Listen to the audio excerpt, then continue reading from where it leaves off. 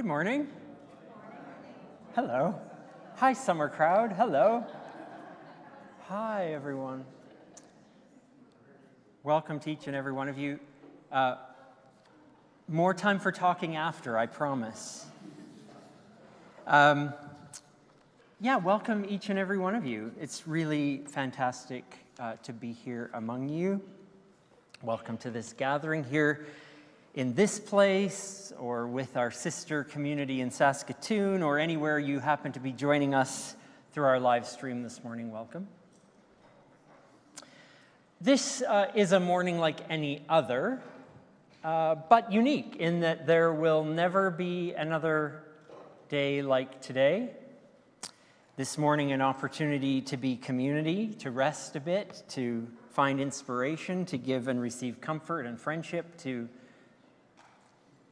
soak in what we need or give what others need. That's community. And we are spiritual seekers united in community. That means we want to focus on what it means to be our best selves, to celebrate diversity, engage life with spiritual depth, inspire compassion and connection, and make a meaningful difference. So welcome to this place where we can do all that and more with each other. After a couple of weeks away, it's lovely to be able to be back refreshed and see familiar faces, new faces, and say hello.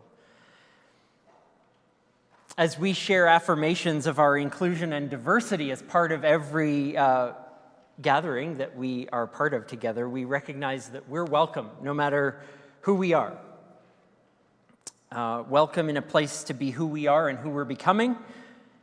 And we work together to build safer space for all people, all sizes, all ages, all colors, all cultures, all genders, all abilities, all sexualities, all learning styles and neurotypes, all religions or none, all people.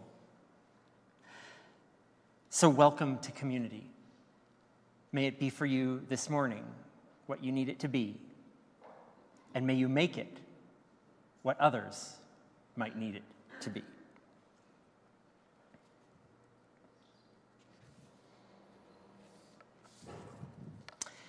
As we light our candle,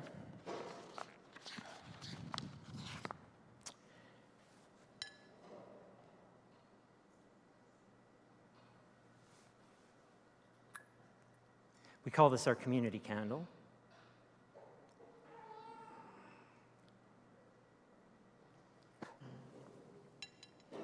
And we light it remembering that this light connects us to wisdom in all kinds of ways. Let's remember that this light reminds us that we are not alone in our spiritual journey. It joins us to the wisdom of the first peoples, to the wisdom of Abraham and Moses and Rebecca and Ruth, to Jesus of Nazareth, to Lao Tzu, the Buddha, to all and every place that we might find wisdom on our journey for living closer to where our hearts are. So as we light this candle, may it connect us to the traditions, but also our own walks along the journey with each other. May it be that for us today.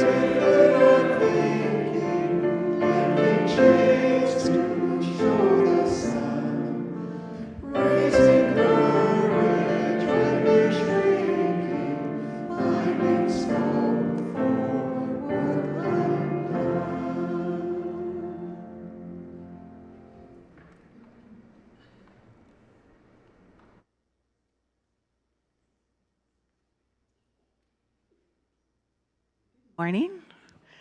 My name is Cindy Christensen, and I'm our gathering companion this morning. This morning, I love days like this, and well, not just this morning, but most days. It's not plus 35, it's not minus 35, it's just perfect temperature.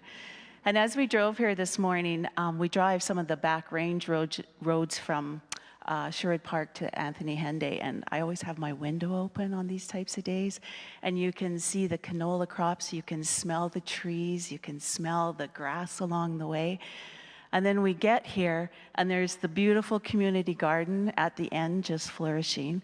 And then I always check for the trees out here, because whenever I'm sitting there, there's oftentimes I'm looking at those. So this morning, we acknowledge and give thanks to the land on which we live and work, and to the people who have cared for it. This land is Treaty 6 territory, a traditional meeting grounds, gathering place, and traveling route to the Cree, Saulteaux, Blackfoot, Métis, Dene, and Nakota Sioux. We acknowledge all the First Nations, Métis, and Inuit whose footsteps have marked these lands for centuries.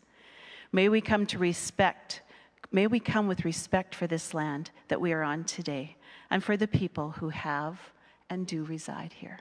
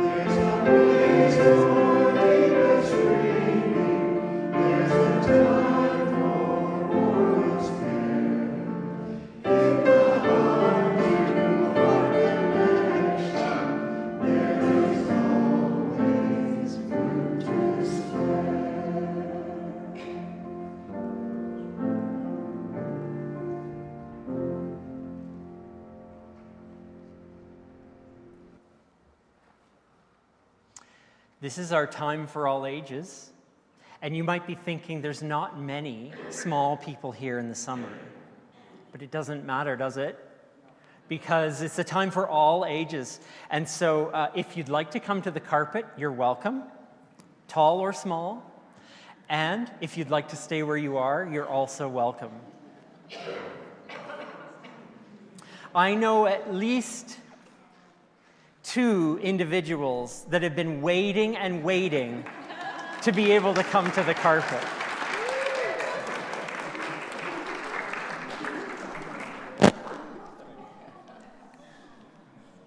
You know, you didn't need your wee one to come to the carpet, but if it's a great reason, yes.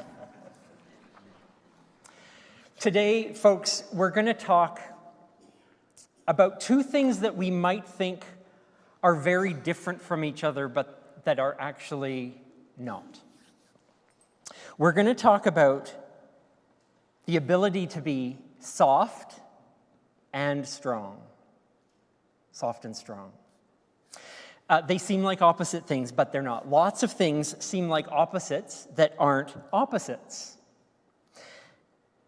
Soft or strong is one of them. Good and bad is another one. No one is all good or all bad. Nothing in this world is all good or all bad. Busy or bored. I can be busy and bored. I can be neither busy nor bored. All of these things can happen all at the same time. So we're going to right now talk about some examples of soft things. I want everyone to call out something in this whole world in experience in your life that is soft. A baby. What else? Pillow. Yes.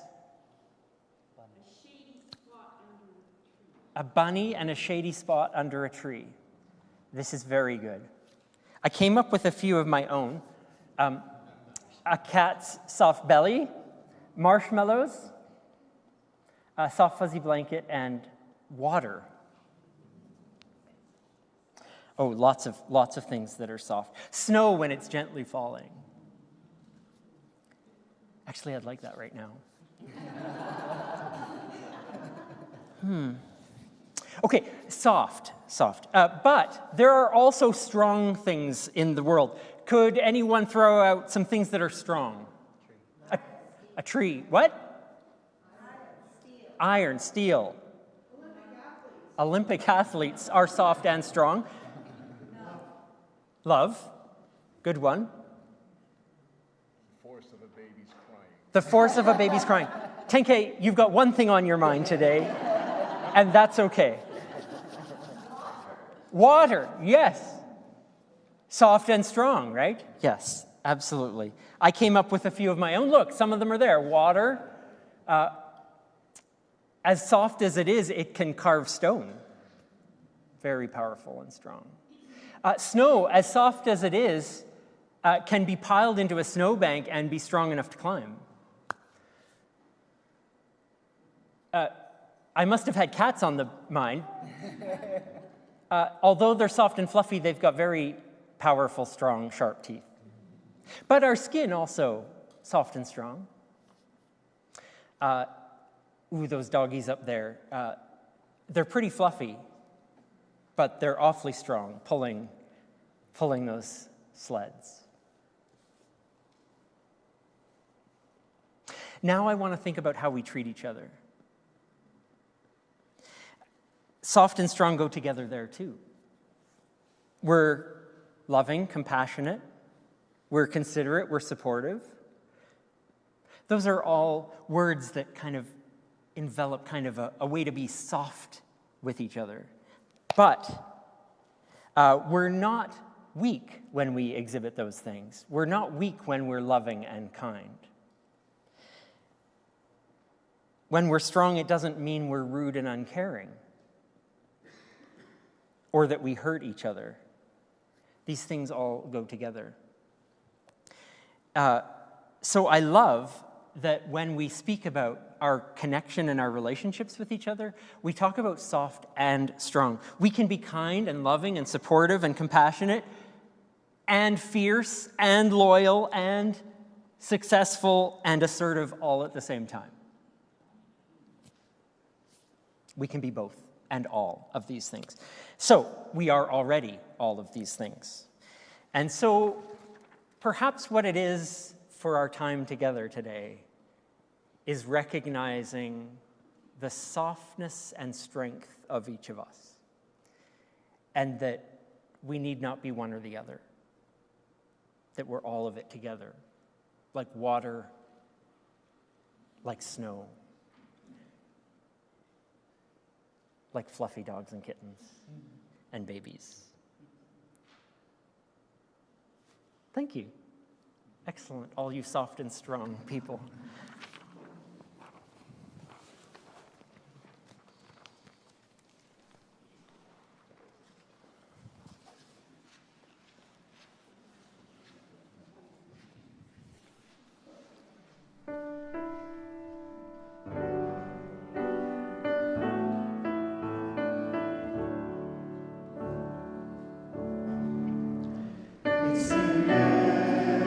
Everyone to be one.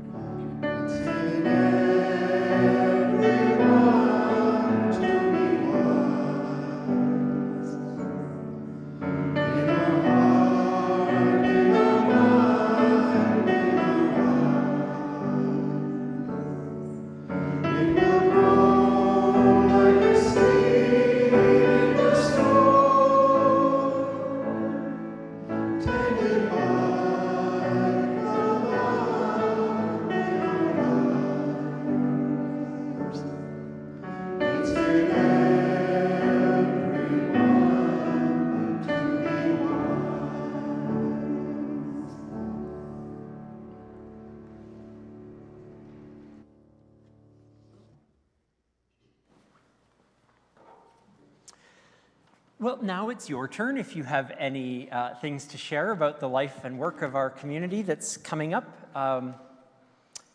I did have the Jeffrey Straker concert on the agenda here. Was anyone planning to speak about that today?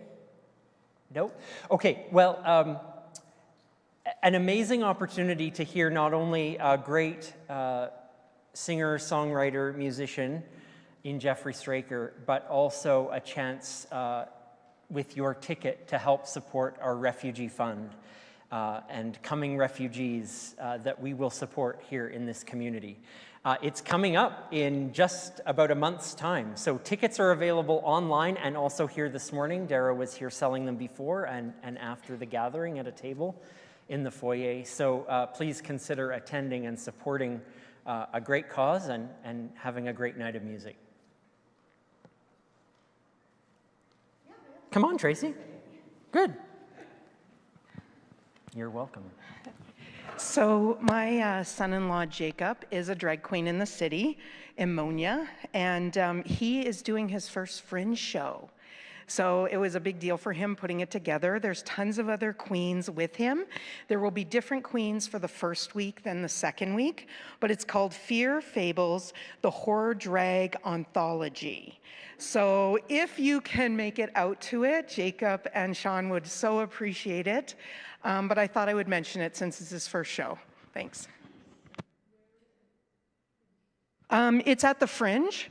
So I think, if I can read this, yeah, it's not far. It's right, I can't remember what venue it's at. It's at a new one. But yeah, I think it's by Mill Creek Cafe, the venue. So it's not far, but it's on the Fringe page already. So Fear Fables, the Horror Drag Anthology.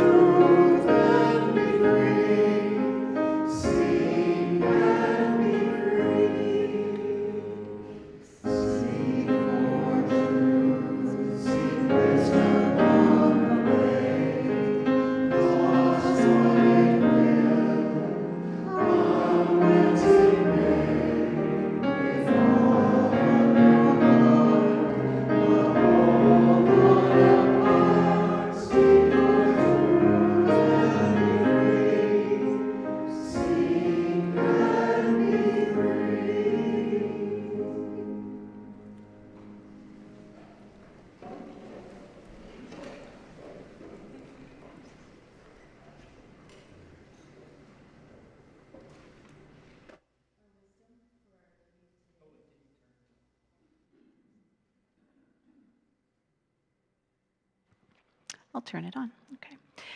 The Gospel of Thomas 22, 4-7. Jesus saw some little ones nursing.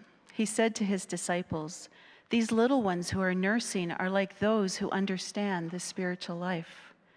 They said to him, "So do we need to become little ones?"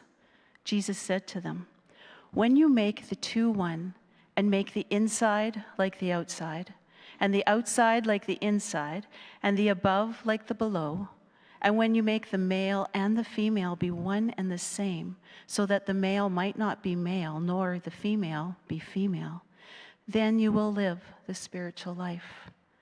This is a saying from the Gospel of Thomas. May we find wisdom for our living.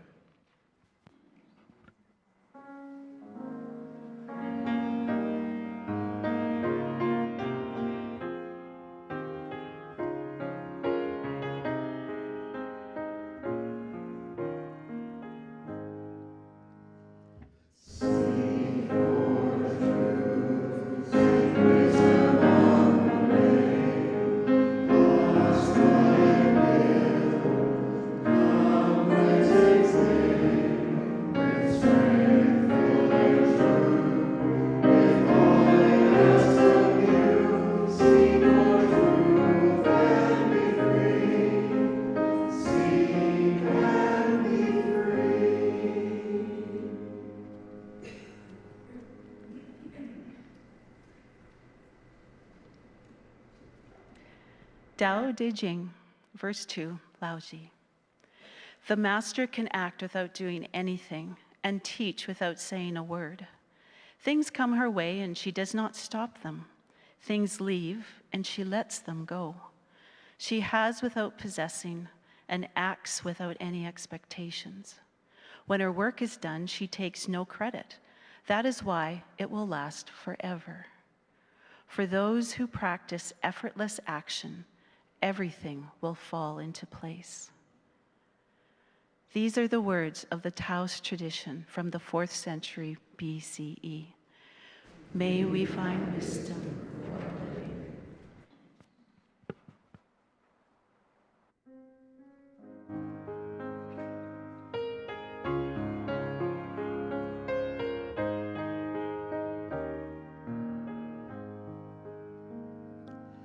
Just to be is a blessing. Just to live is holy. Just to be, just to live is a blessing. Is holy. Just to be is a blessing.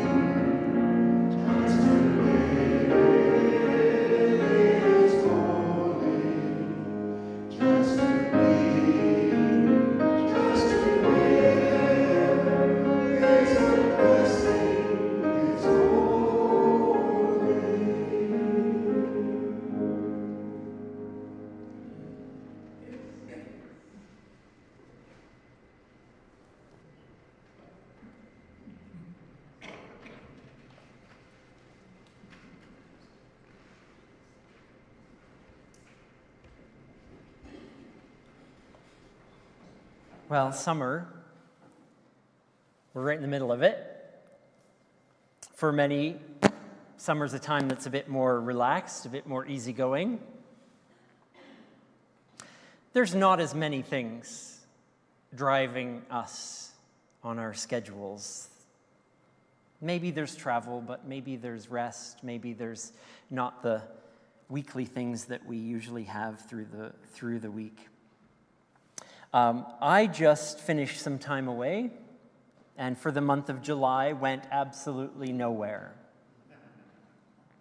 So as we enter into a Sunday series entitled Staycation, perhaps inspired by my last month,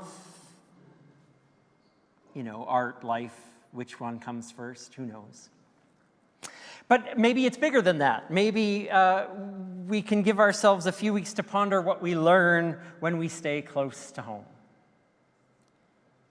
So the first thing I want to do is a little deconstruction, a little counterculture work, a little disturbing of the status quo. And because we can't begin to talk about the wisdom of staycations, of being at home, learning what we can there, unless we understand what we're vacationing from. When we take a break, we're often tired because of the stop and the go and the stop and the go. The schedules, the routine, the daily grind, tasks and to-do list, expectations and life of busy. It doesn't matter what stage we're at. We could be in school, we could be in the middle of our working lives, we could be retired. The stop-go scheduled tasks and to-do lists don't end, do they? They are always there with us. One of the things that we examine when we take a break is why we need it in the first place. Why are we living lives wherein we need a break from them?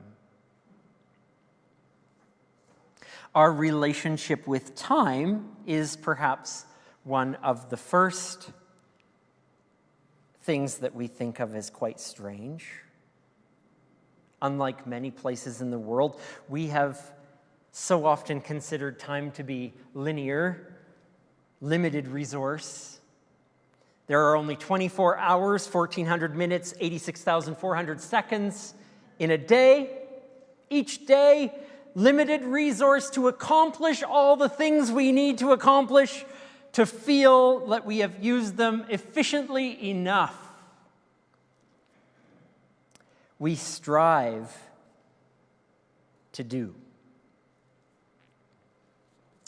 Our children, we live in a place, mercifully, where our children can be educated with very few limitations on that. And we ourselves pursue education or learning opportunities. It seems at times, rather than for the joy of it, the joy of learning or feeding our passions, but for the sole purpose of taking the next step in achieving a job. Our children are tested so that they might get into the right schools. And we become a piece of the economy that earns money in order to pay for the things that this same economy tells us we must have. Now, there's nothing you or I are going to do about that socially this morning. But the way we live in that world can change. Mike Riddell, in his book Sacred Journey, Spiritual Wisdom for Times of Transition, writes this: "We are driven by deadlines and timetables, anxious that there's not enough time available to us to carry out all that is needed. And yet, it is only in the last few hundred years that any accurate measurement of time has been available. So it seems that the more we measure it, the less there is available to us." Quote, "Time management is an expression of our desire to control time, to make it a functional accessory in our quest to master the world. Paradoxically, the more we seek to exploit time, the more it becomes a prison for us by setting the hard boundaries of our lives." That message from Riddell is clear. Many things conspire to tell us our worth is measured by our productivity. More is better. So what is the alternative? How do we get off the carousel of our constant striving? A vacation? A staycation? Maybe. The danger is that it still might just be part of that wicked cycle. We take a break just to dread returning to the same merry-go-round again. And then counting the days till the next break. Mike Riddell again. How long does it take to eat a meal? How long does it take to heal a wound? How long does it take to forgive a wrong? In such questions, we confront the absurdity of using time as the sole measurement for human existence. When we are able to relax and release our tight grasp on time, it becomes our gentle companion rather than our relentless enemy. We find ourselves able to allow time to pass without agonizing over it and what we may have, quote, lost.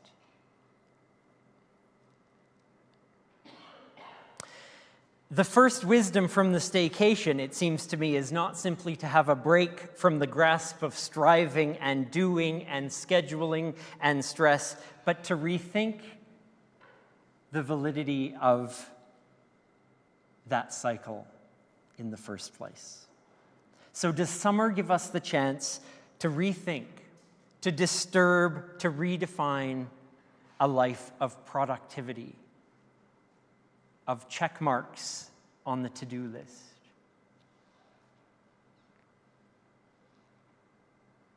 The famous Chinese sage Lao Tzu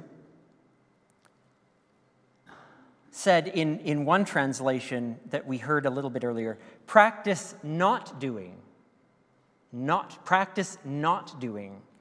and everything will fall into place. Not doing, to our Western upbringing, sounds lazy. It's more, this concept is not really about doing nothing. It's about doing with intention.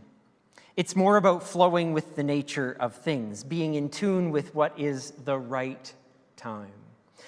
To use the biblical Greek words, that there's two translations in Koine Greek around time. One of them is chronos, which is the time we kind of understand, the clock, the day, chronos. But Greek has a different definition and a different word for time. It's called kairos, the fullness of time, the appropriate time, the unfolding of what is natural and easy kind of time. Isn't it great that we can learn from many wisdom traditions all at the same time? Listen to the translation of Tao Te Ching that Cindy read for us, which instead of not doing, uses the phrase effortless action. The master can act without doing anything and teach without saying a word. Things come her way, she does not stop them. Things leave and she lets them go. She has without possessing and acts without any expectations. When her work is done, she takes no credit. That is why it will last forever. For those who practice effortless action, everything will fall into place. In some ways, some of our time on the carpet this morning described effortless action. This idea of soft and strong together.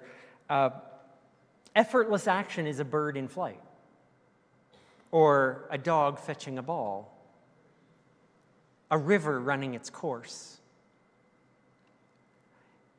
a kid just being a kid, a baby snuggling their mother.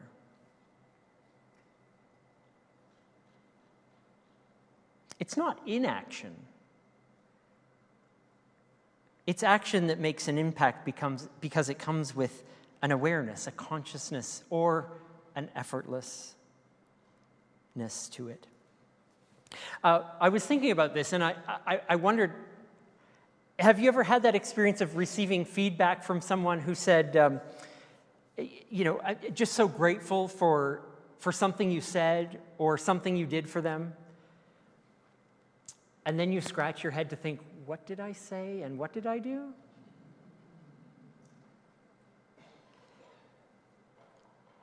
Those moments happen, I think, in part because we were expressing a natural expression of who we are. And we don't think about that. The words that flow, the actions we do, that we don't have to force ourselves or make ourselves do, that just kind of flow from us, unself-conscious, effortless action. We don't remember them because they're just a part of who we are and how we live. Imagine the state of our world if all the frantic, competitive, striving, even nervous energy was channeled into flowing, natural, even playful, effective action.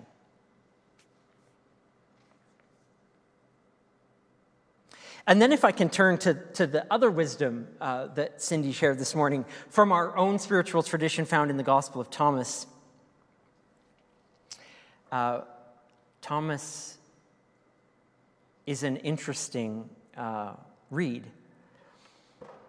It's not in the canon of Scripture, which means you're not going to find it in a Bible. You'll have to look it up. Well, let's be honest. What don't we look up anyway? So it's going to be there when you search for it. The Gospel of Thomas, we didn't know until 1945 when it was found in scrolls at Nag Hammadi. In Thomas's Gospel, there are sayings of Jesus representing an early community, distinct from the communities from which the other Gospels we know come from, Matthew, Mark, Luke, John.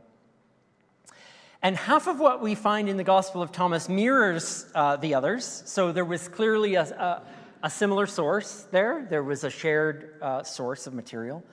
But half of it seems unfamiliar and has come from communities that understood the life of the Spirit and what it means to be part of this developing Christian tradition in different than mainstream ways, which, if you're talking different than mainstream ways, then you have my attention, and of course I'm interested. It starts out with the quote, Jesus saw some little ones nursing. And he said to his disciples, these little ones who are nursing are like those who understand the spiritual life. I can't help but think that there's just something so instinctual about a child nursing. The baby has no thought about whether it's right or wrong. The mother may, but not the child. The child, for all of the stress that the parents go through, doesn't think, I need to nurse here 4 minutes per side. No effort, or rather not no effort, but effortless action. So this passage starts with that, and it has us framing that, the spiritual life is about this kind of instinctual living out naturally of how we wish to be. And then, like much in the writings of Thomas, it goes on to suggest that we look to the unity beyond who we think we are, that which connects us beyond gender, beyond externals, to what is at our core, our truest humanity. Listen to this again. We have to read this again because it's a bit odd, right? It's a bit odd. Maybe you thought that the first time you heard this morning, but I'm going to read it again. When you make the two one, and make the inside like the outside, and the outside like the inside, and the above like the below, and when you make the male and the female be one and the same, so that the male might not be male nor the female be female, then you will live the spiritual life.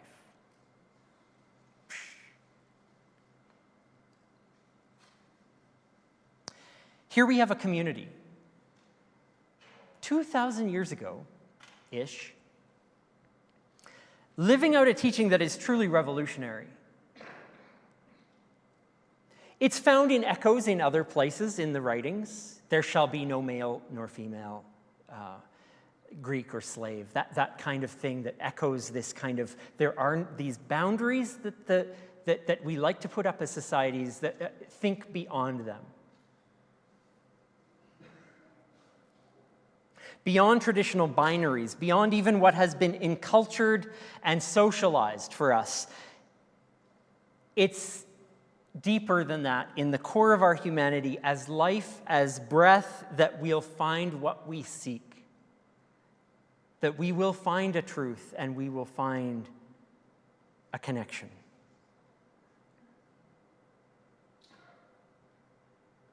So for those of us reading this, hearing this, and those of us who take seriously our role as liberation, feminist, queer theologians, it's our responsibility to overturn those usual boundaries and to know we're not doing it in a vacuum. We're doing it in a way that has been done in the spiritual tradition for millennia. To move beyond what's taken as quote-unquote normal, as status quo, and to find the sacredness and wisdom of how holy and sacred each one of us is.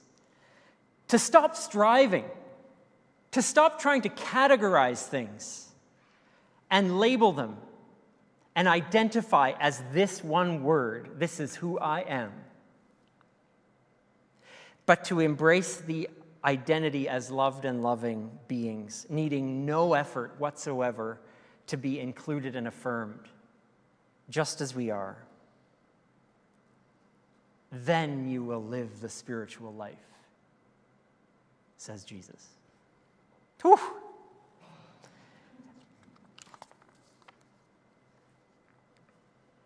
What time is it? Oh, I'm good, okay.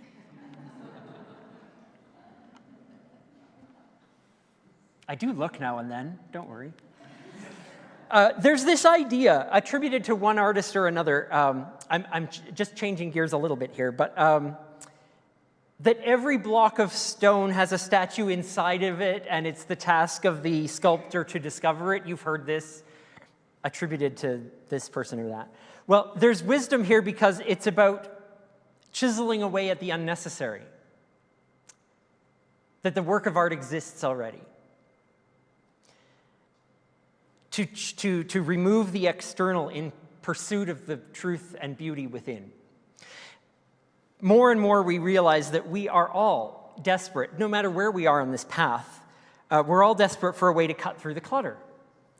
We want simpler, more meaningful lives filled with people and experiences that we actually care about. And that seems exactly the point of the artist's view of this stone.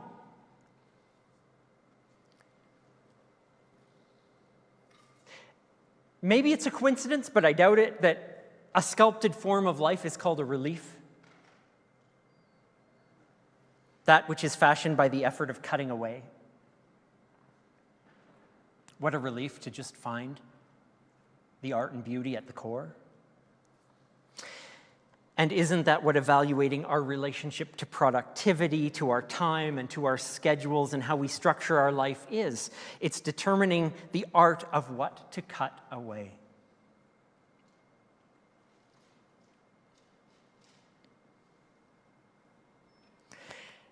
When we act from a place of not being forced or expected, of neither doing everything or nothing, that natural core place of who we are and what is entirely crucial to who we are, it's often then that our best and most creative power is unlocked.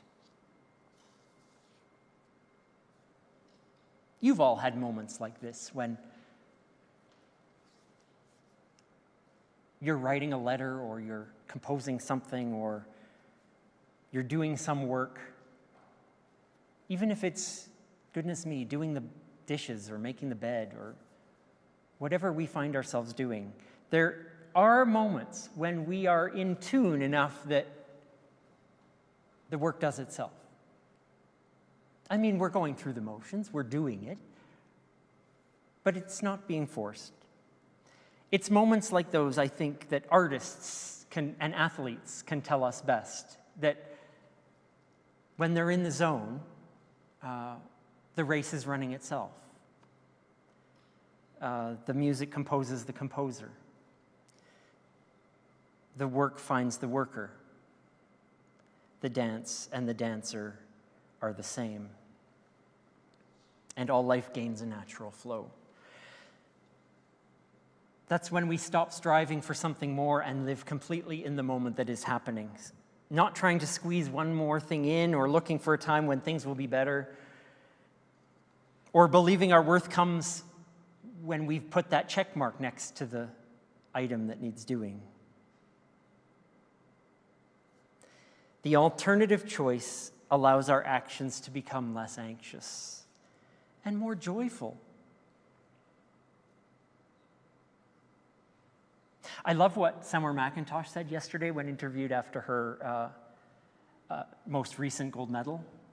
How do you do this? Because I love it so much. There's no doubt she's worked incredibly hard, but that answer described to me what effortless action is. Because we love it.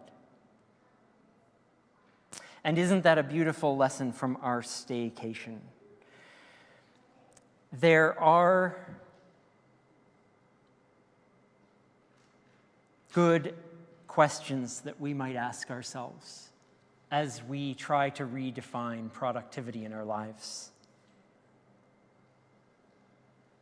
They're answers that might take us a lifetime to come to, but the questions are worth asking, in what areas of our lives do we need to rethink our relationship to productivity, to work,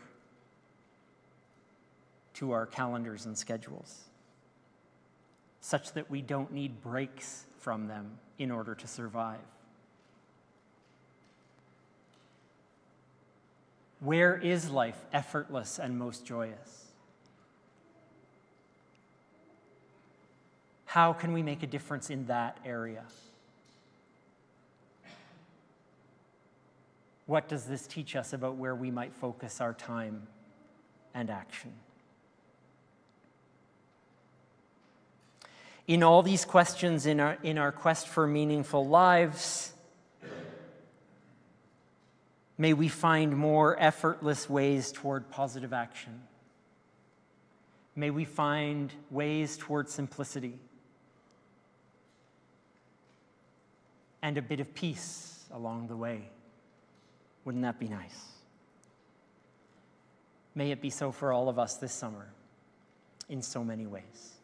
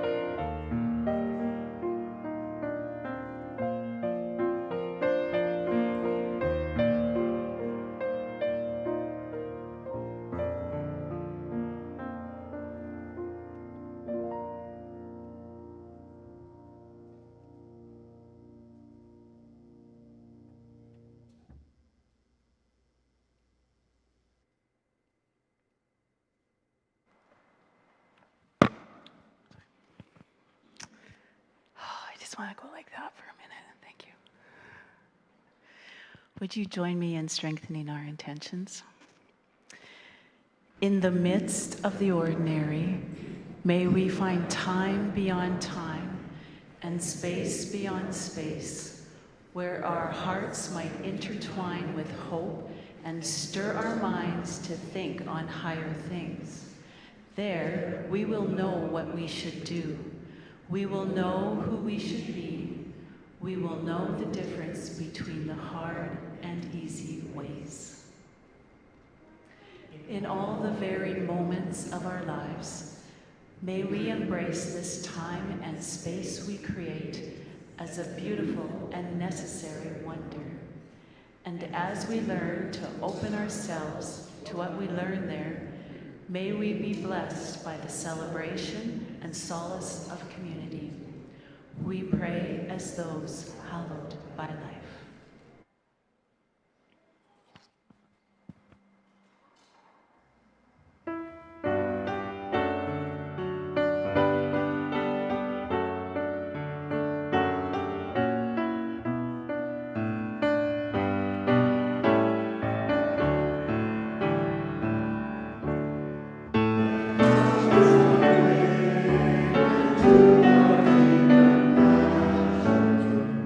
To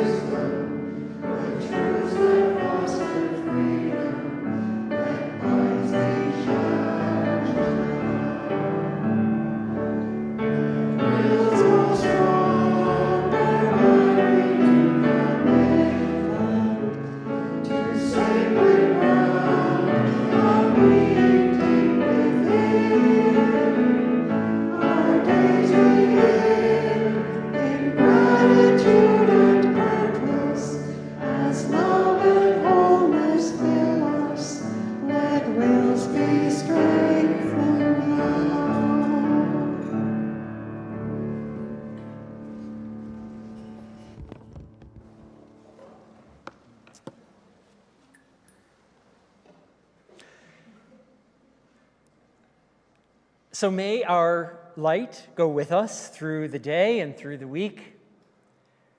May it inspire us to live not minute to minute, but with moment and connection as our way to mark our week.